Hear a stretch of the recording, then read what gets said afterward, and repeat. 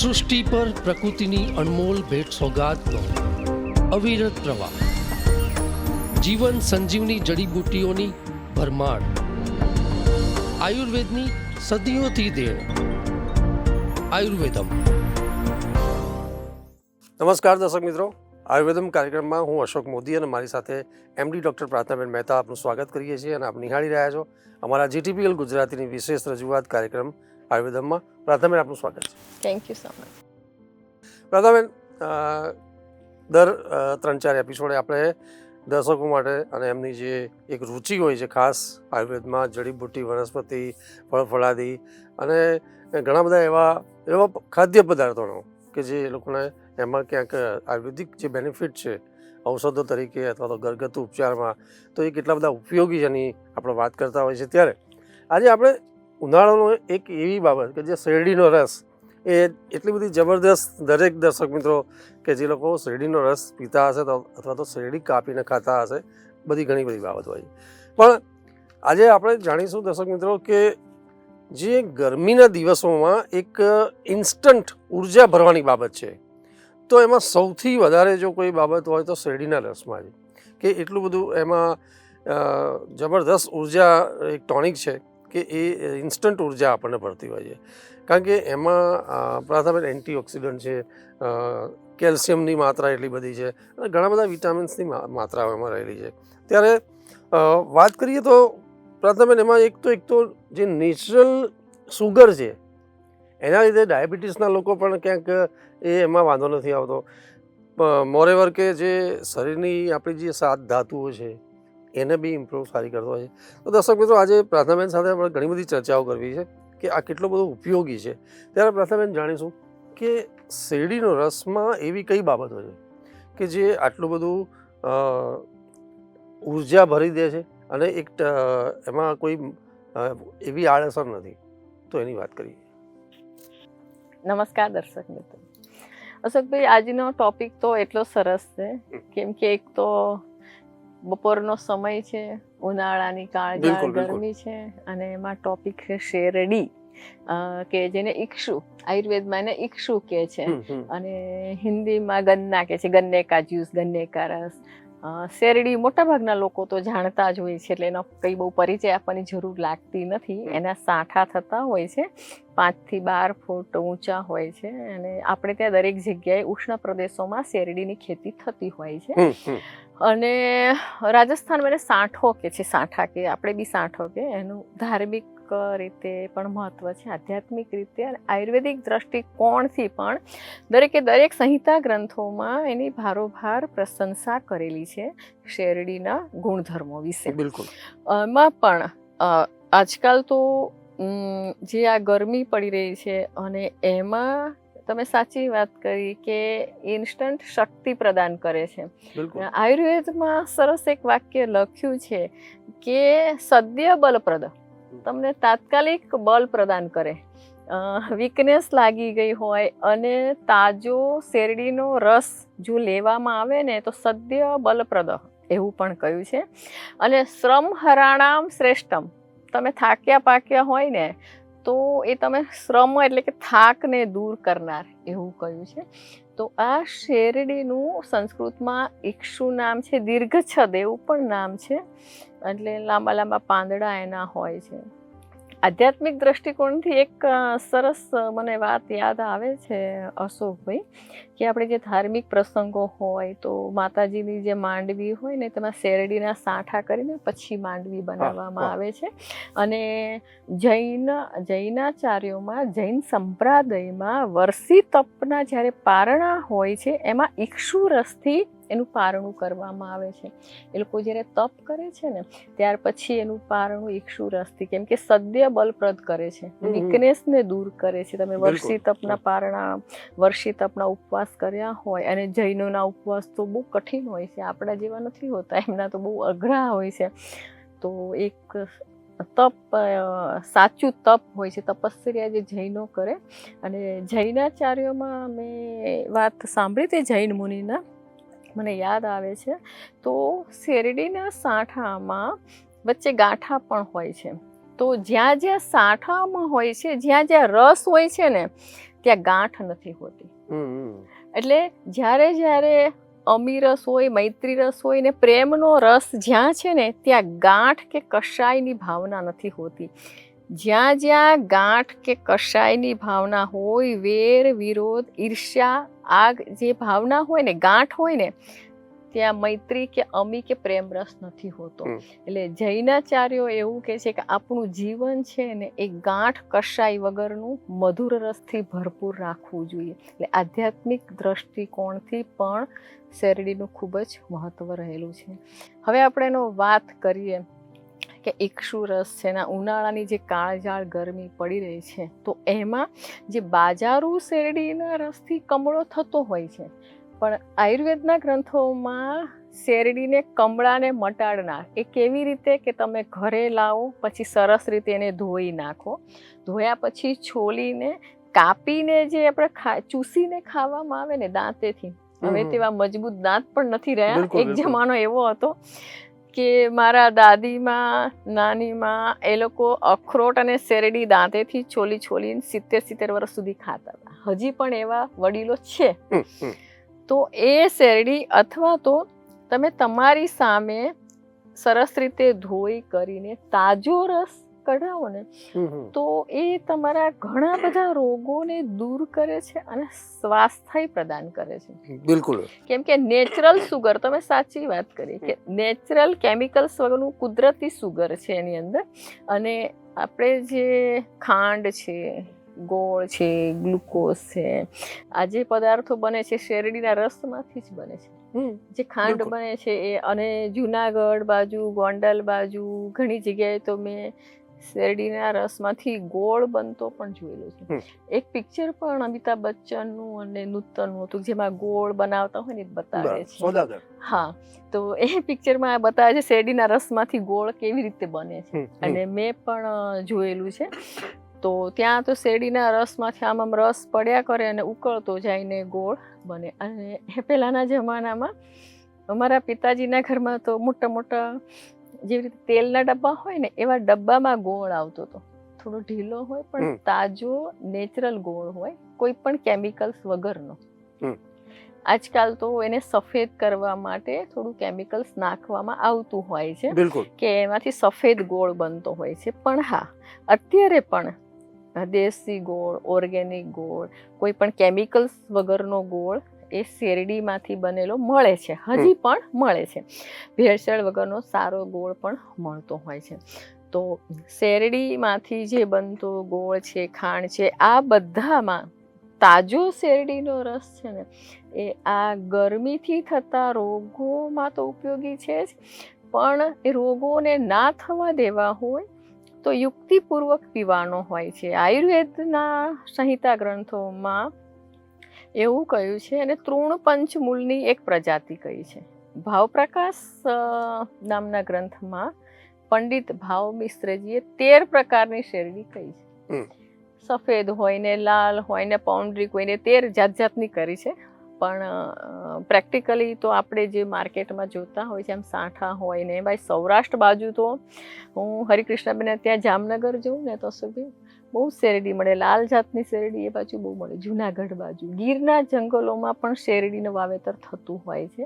અને મેં એ પણ જોયું છે શેરડીનો વાડો હોય ને તો એમાં સિંહ અને દીપડા આરામ કરતા હોય છે, કેમ કે મોટા શેરડી ઉગેલી હોય તો પાસે એની કાતરી નાખીને વાવેતર કરવામાં આવે છે. તો 12-15 ફૂટ ઊંચા સાંઠા હોય તો એ ગીરના જંગલોમાં જે શેરડી ઉગાડી હોય વાડમાં, એમાં તો સિંહ અને દીપડા આરામ પણ કરતા હોય છે. મેં જોયેલું પણ છે. અમારે જ્યારે વન પરિભ્રમણ, વસંતે વન ભ્રમણમ, અમારા આયુર્વેદિક ઋષિ મુનિઓ કે આયુર્વેદાચાર્ય હોય એક જમાનામાં વસંત ઋતુમાં વન ભ્રમણ કરવા જાય ત્યારે અમે લોકો જુનાગઢ જતા હતા. ત્યારે મેં આ જોયેલું છે કે સિંહ ને દીપડા એમાં રહેતા હોય. એટલે ત્યાંના જે ખેડૂતો હોય ને કહેતા હોય કે મેડમ આમાં સિંહ અને દીપડાનો ભય લાગે આપણને. બિલકુલ. એટલે આ રીતે શેરડીનું વાવેતર થતું હોય છે. હવે એને આપણે દર્શકોને એના ઘરગથ્થુ ઉપચારોમાં બહુ જ રસ હોય છે. સાથે આપણે એનો કેવી રીતે ઉપયોગ કરવો કે આપણે સ્વસ્થ રહી શકીએ. આપે જે વાત કરી કે જે શેરડીના જે રસ છે એ એક તો ફ્રેશ જ્યુસ પીવો જોઈએ, ફ્રેશ. બીજું કે એને જે કાપીને ખાવાની વાત છે, તો એ કાપીને ખાવાની જે બાબત છે એ કેટલી બધી ફાયદાકારક છે. કારણ કે દર્શક મિત્રો, જ્યારે એને પીસ કરીને જ્યારે આપણે ખાઈએ છીએ ત્યારે એ રસ જે અંદર જાય છે એની સાથે તમારો જે મોઢાનો લાળ રસ એટલે કે પાચક રસ પણ અંદર જાય છે. એટલે એ એટલું બધું શરીરને બહુ જબરદસ્ત ઉપયોગી હોય છે. અને બીજો જે કે એક મશીનમાંથી બનતો શેરડીનો રસ, એ જેમાં આપણે બરફ નાખીને ખાઈએ છીએ, તો એ મને એવું લાગે છે ક્યાંક પચવામાં ભારે હોય છે, કોન્સ્ટિપેશનની બાબત હોય છે. અને જ્યારે એના સેવન કરવાની બાબત છે તો મને એવું લાગે છે કે આ ઉનાળામાં જો ખરેખર એનો ઉપયોગ તમારે લેવો હોય ફાયદા માટે અને તમને પ્રોબ્લેમ ના હોય તો પ્રથમ મને એવું લાગે છે કે જે બપોરના સમયે લોકો રાત્રે વધારે જ્યુસ પીતા હોય છે શેરડીનો, પણ એ આઈ થિંક પ્રતિકૂળ બાબત છે. કારણ કે આ રસ છે એ થોડો હેવી છે, ભારે છે. અને જ્યારે તમે પેટભર જમી લીધા પછી રાત્રે તમે શેરડીનો રસ પીવો, બરફ નાખીને ખાઓ, તો એ કોન્સ્ટિપેશન અથવા તો કેટલું બધું હેવી થાય છે. એટલે એને એક સેવનની પણ એક રીત છે. તો બપોરના સમયે જ્યારે તમે પીતા હોય અને એને બી તમે એની પીવાની બી એક રીત છે કે તમે ધીમે ધીમે પીવો. લોકો એક સાથે પી જતા હોય છે. તો આ બધી બાબતો શેરડીના રસમાં જો તમે ધ્યાન રાખો તો પ્રથમ મને લાગ્યું કે આ બાબત કે કરવા જેવી છે કે તમને રોક્યા. પણ એની સાથે તમે જે વાત કરવા માગી કે જે શારીરિક સમસ્યાઓમાં, તો પ્રથમ જે શેરડીનો રસ છે એ ચીકણો છે, એટલે એમાં લુબ્રિકેશનની માત્રા વધારે છે. જ્યારે શરીરમાં જાય છે ત્યારે એ વાત કફ પિત્તના લોકો જે હોય છે એ લોકોની જે સમસ્યાઓ છે એમાં બહુ સારી રીતે એમાં એના શ્રેષ્ઠ ફાયદા હોય છે. પણ આપણી સાથે જાણવું છે કે કોને પ્રતિકૂળ છે એની બી વાત કરીએ કે ભાઈ જે લોકોને સ્કિનના પ્રોબ્લેમ છે, કૃમિ છે જે લોકોને, તો આ બધી બાબતો મેં જાણી છે. એટલે હું તમને કહું તો એમાં તમે આપણે પ્રાર્થના ક્લિનિકમાં શું ઔષધો છે અથવા તો ઘરગથ્થુ શું કયા ઉપચાર સાથે લેવું, મિશ્રણ સાથે, એની વાત કરી. સાચી વાત કરી. રાત્રે શેરડીનો રસ પચવામાં ભારે પડતો હોય છે, કેમ કે રાત્રે આપણે એટલી બધી એક્ટિવિટીઝ નથી કરતા હોતા. અને જનરલી આપણી લાઈફસ્ટાઈલ એવી હોય છે કે મોટા ભાગના લોકો રાત્રે અમદાવાદમાં ગોળા ખાવા, બરફ ગોળા ખાવા બહાર જાય, પછી અમુક લોકો શેરડીનો રસ પીવા બહાર જાય. તો શેરડીનો રસ નુકસાનકારક નથી હોતો, પણ એમાં જે બરફ નાખેલો હોય છે એ બરફની ગુણવત્તા પર આપણને સંશય થતો હોય છે કે કયા પાણીનો બરફ બન્યો છે, બરફ સારો હશે કે નહીં, પછી શેરડી ધોયેલી હશે કે નહીં. અને ઘણી વખત શેરડીના મૂળમાં નાના નાના જંતુ લાગેલા હોય છે. ઘણી વખત બહાર જ્યાં ત્યાંના સાંઠા પડ્યા હોય છે, એના ઉપર કૂતરાઓ ફરતા હોય, ઉંદરડાઓ ફરતા હોય. એટલે બહારના રસમાં તો મારે ખાસ વિનંતી કરવાની છે દર્શક મિત્રોને, તમારે રસ પીવો હોય તો તમારા નજર સામે એને ધોવડાવો સાંઠાને. માખી નથી બેઠીને પેલા જે રસ કાઢવાનું મશીન હોય છે, પેલા તો આ ગાળામાં ચીચુડા કરીને આમાં રસ જૂના જમાનામાં તો નીકળતા હતા, પણ માખી ના બેઠેલી હોવી જોઈએ. કેમ કે માખી વાળો રસ હોય, પછી એના શેરડીના મૂળમાં સાંઠા જ્યાં ત્યાં ગંદકીમાં ફેલાયેલા હોય, તો એ ગંદકીના કારણે એ જ્યારે આપણું સ્વાસ્થ્ય એના કારણે જોખમાતું હોય છે. બાકી શેરડીના ગુણધર્મો સારા જ છે, પણ એના પર માખી બેઠેલો રસ હોય કે ગંદા પાણીનો બનેલો બરફવાળો રસ પીવામાં આવે, રાત્રે તમે ખાધા પછી પાછું આ હેવી નાખવામાં આવે, રસ આખું નેચરલ સુગરથી ભરપૂર હોય છે, તો એ પચવામાં પાછું ભારે થઈ જાય. કેમ કે આપણે લોકો સાંજે શાંતિથી સરસ રીતે ડિનર જમતા હોય છે. મોટા ભાગના લોકોની વાત છે કે મોટા ભાગના લોકો રાત્રે શાંતિથી જમતા હોય અને જમ્યા પછી આંટો મારવા બહાર જાય. અને કેટલાક લોકો મારા જેવા તો 2-2 ગ્લાસ રસ પી લે. હું જ્યારે પણ પીવું તો મને રસ બહુ જ પસંદ છે, તો 2-2 ગ્લાસ રસ પી લે. પણ ખાધા પછી 2 ગ્લાસ ના પીવાય. હા, તમારે ઉપવાસ હોય અને એકાદ ગ્લાસ ચોખ્ખાઈથી કરેલો રસ હોય ને, તો તમે 1-2 ગ્લાસ તમારી પાચન શક્તિ પ્રમાણે પીવો ને તો વાંધો નથી આવતો. તમારો પાચક અગ્નિ કેવો છે, કોઈને 4-5 ગ્લાસે પચી જાય, પણ આપણે અત્યારના જમાના પ્રમાણે એકાદ ગ્લાસ રસ બરફ વગરનો, મારે તો એ જ પણ કહેવાનું છે કે ક્યાંક ને ક્યાંક ખરાબ પાણીના બનેલા બરફથી પ્રેક્ટિકલી મેં જોયું છે કે જેટલી બીમારી કે જોન્ડિસના પેશન્ટ, કમળાના પેશન્ટ વધતા હોય છે, તો એ ખરાબ બરફવાળો રસ પીવાથી, માખીવાળો રસ પીવાથી થતું હોય છે. શેરડી તો ભલે ફાયદાકારક છે, પણ એની સાથે જ્યારે બીજા બધા પરિબળો હોય ને ત્યારે નુકસાન કરતા હોય છે. શેરડીના ગુણધર્મો તો એટલા સરસ છે. આપણે આયુર્વેદના સંહિતા ગ્રંથોમાં ભાવપ્રકાશ નામના ગ્રંથમાં કહ્યું છે શેરડીને ઈક્ષુ કહ્યું છે. તો ઈક્ષવો રક્તપિત્તજ્ઞ એટલે કે લોહીના અને પિત્તના રોગોને મટાડે છે. બલ્ય બૃહણ કફ પ્રદાહ, બલ્ય પણ છે બળકારક છે, સદ્ય બલ પ્રદાહ બળકારક છે, બૃહણ છે વજન પણ વધારે છે, કફ પ્રદાહ ક્યાંક ને ક્યાંક કફ કરે છે કેમ કે શીતળ છે, મધુર વિપાક છે, વીર્ય પણ એનું શીત વીર્ય છે એટલે કફ પ્રદાહ એવું પણ એને કહ્યું છે. સ્વાદુપાક રસાહ એટલે કે પચ્યા પછી સ્વાદુપાક રસાહ સ્નિગ્ધા ગુરવો મૂત્રલહ હિમા, હિમા એટલે કે ઠંડો પડે છે રસ, ઠંડુ શીત પ્રકૃતિનું છે. એટલા માટે જ આવી ગરમીમાં શેરડીનો રસ આપણને પસંદ પણ હોય છે અને ભાવતો પણ હોય છે. ગુરુ છે, પચવામાં ભારે છે. આ ભાવ પ્રકાશે કહ્યું છે. સુશ્રુત સંહિતામાં એવું કહ્યું છે કે કૃમિકરહ કરમિયાને કરે છે. જે પેશન્ટને કૃમિની પ્રકૃતિ હોય, કફની પ્રકૃતિ હોય અને કરમિયા થતા હોય એ લોકો માટે શેરડીનો રસ પ્રતિકૂળ બાબત બને છે. હા, ક્યારેક મહિનામાં એકાદ વખત થોડો પીધો હોય તો કફવાળા પેશન્ટે શેરડીનો રસ મન થયું હોય અને કફની પ્રકૃતિવાળાને પીવો હોય તો મરી સંચળ નાખીને લેવાનું. 2-3 મરી નાખીને અથવા તો આદુવાળો રસ પણ, અત્યારે તો શેરડીના સંચામાં આદુ અને લીંબુ નાખીને રસ આપતા હોય છે. તો કફ પ્રદાહ એ કફવાળી પ્રકૃતિને માફક શેરડીનો રસ ના આવે. પણ ક્યારેક માણસ છે, ગરમીની સિઝન છે અને મન થાય તો મરી નાખીને રસ પીવાય થોડોક, બહુ નહીં. કૃમિવાળાએ પીવો હોય તો મહિનામાં એકાદ વખત થોડોક રસ પીવાય, બાકી રોજ રસ પીવાથી નુકસાન કરે. હા, બલ્ય અને બૃહણ જરૂર છે. જે લોકોને વીકનેસ હોય અથવા તો જે લોકોને અશક્તિ લાગતી હોય, બીમારી પછીની વીકનેસ. એક સરસ દાખલો આપું. મારે એક પેશન્ટ હતા 32 વર્ષના ભાઈ, એટલા બધા વીક ને તો ઓફિસે જઈને એમને ઊંઘ આવે ને પાછા આવી જાય. તો એમને હિમોગ્લોબિન પણ ઓછું હતું ને વિટામિન્સ પણ ઓછા હતા અને ગરમીની સિઝન હતી. એમને મેં લીલા નાળિયેરનું પાણી અને એકાદ દિવસ છોડીને શેરડીનો રસ તાજો ઘરે શેરડી ચૂસીને જ ખાવાની મેં કહી હતી. પણ એ ભાઈને ચાવવામાં પણ અશક્તિ લાગતી હતી કેમ કે ચાવવી પડે તો દાંતમાં પણ કસરત થાય. સારી વાત છે, તમે સાચી વાત કરી કે લાલાસ્ત્રાવ નીકળે છે અને અડધું પચન તો અહીંથી જ થઈ જતું હોય છે, મોઢાથી શરૂઆત થતી હોય છે. તો એકાંતરે શેરડીનો રસ પીધો, લીંબુનું શરબત અને નાળિયેર પાણી, આ 3 મેં એમને એકાદ મહિના માટે કહ્યું. મહિના પછી ભાઈ એકદમ નોર્મલ થઈ ગયા અને સરસ થઈ ગયું.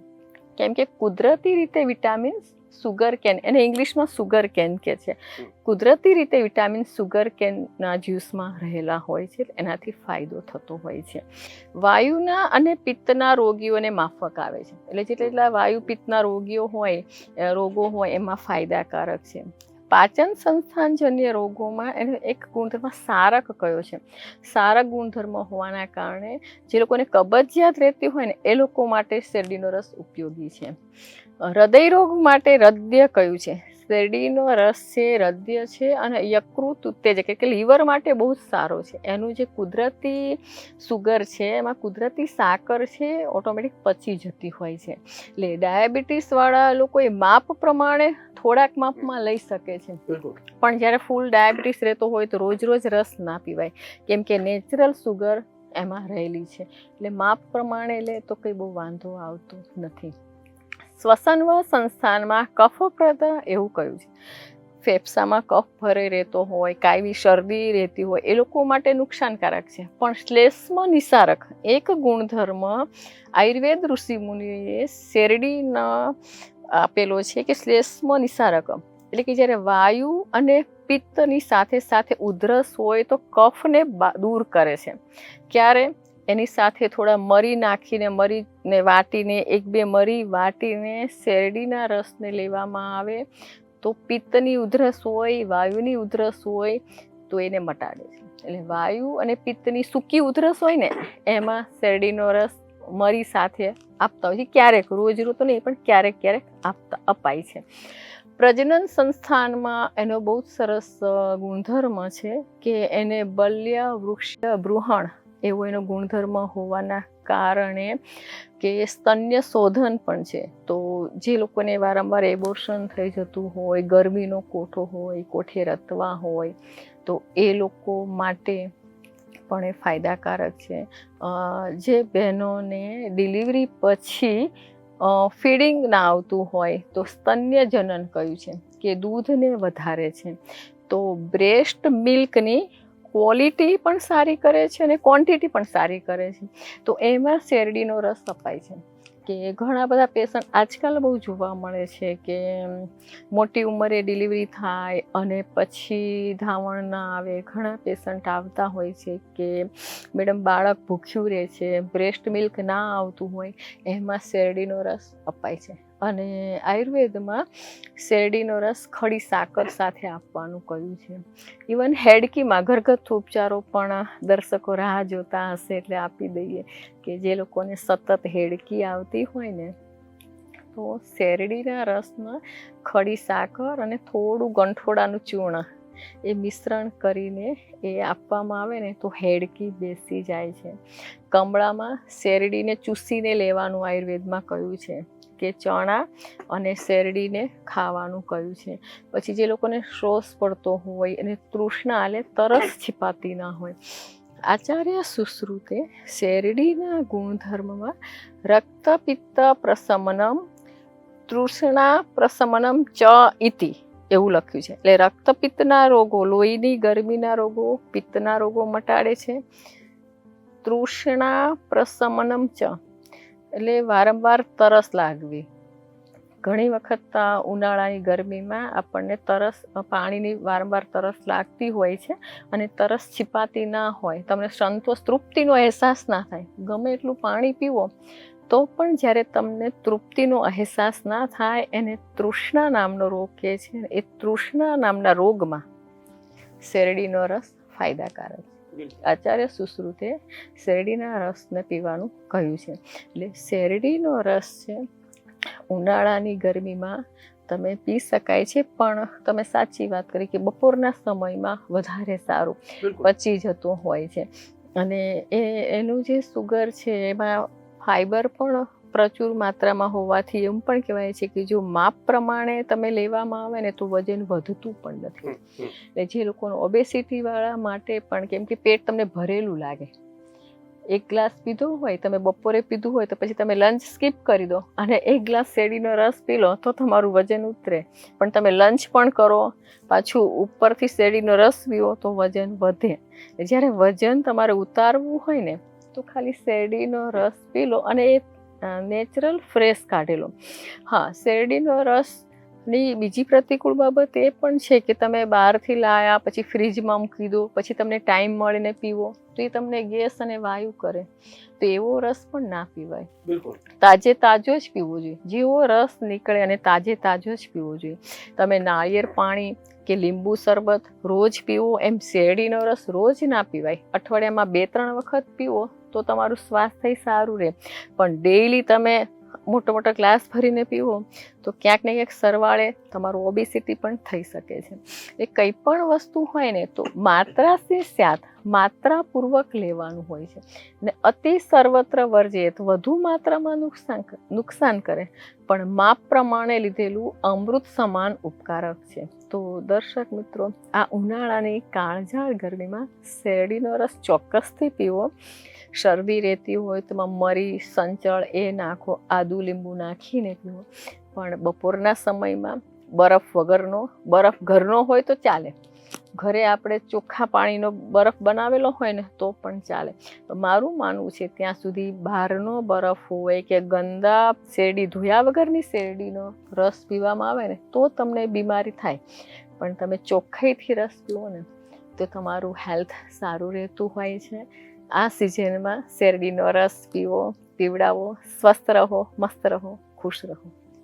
રાધાબેન, આપનો ખૂબ ખૂબ આભાર, ધન્યવાદ કે આજના એપિસોડમાં આપણે જે ઉનાળામાં ઉર્જા ભરવાની જેવું જબરદસ્ત બાબત જે શેરડીનો રસ અને જેને ગન્ના કહીએ છીએ એ ખૂબ જ એટલા બધા એના ફાયદા છે અને ક્યાંક જે પ્રતિકૂળ બાબત હતી એ પણ તમે કીધી કે જે લોકોને કૃમિ છે અથવા તો જે લોકોને કદાચ ક્યાંક કોઈ સ્કિન જે ચામડીને લગતા પ્રોબ્લેમ છે, તો આ બધા લોકોએ કદાચ ક્યાંક થોડી એ સલાહ લેવી જોઈએ અથવા તો બહુ ઓછી માત્રામાં ક્યાંક ઉપયોગ કરવો જોઈએ. અન્યથા જે લોકોને પાઇલ્સ છે અથવા તો જે લોકોને નાકોરી ફૂટતી છે, આ બધી બાબતોમાં શેરડીનો રસ બહુ જ કારગર છે. અને જેવા સવાલ પણ હતા એ બધા દરેક દર્શક મિત્રો માટે ઉનાળામાં આ શેરડીનો રસ જબરદસ્ત છે. ડાયાબિટીસના લોકો માટે પણ એ નિષેધ છે. પ્રથમ ઘણા બધા સવાલો છે પણ આપણે કાર્યક્રમ સમાપનના આરે છીએ. નેક્સ્ટ એપિસોડમાં ફરી મળીશું. ત્યાં સુધી રજા આપશો. નમસ્કાર. નમસ્કાર.